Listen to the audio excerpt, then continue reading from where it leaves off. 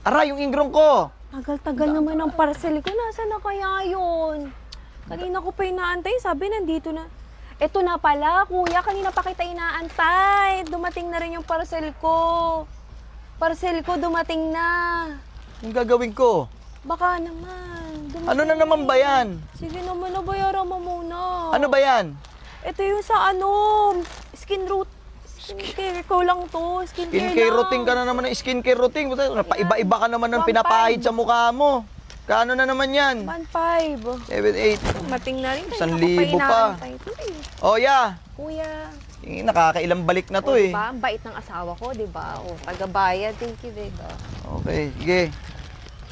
Mating na. Aray, yung itim mo, dapat matanggal yung gilid niyan eh. Yan, basta wag mo nang lalagyan ng pampakintab. Ayoko nun eh. Gusto ko lang yung medyo Pero may isa pa pink-pink ako, ah. may isa pa akong Pink-pink sa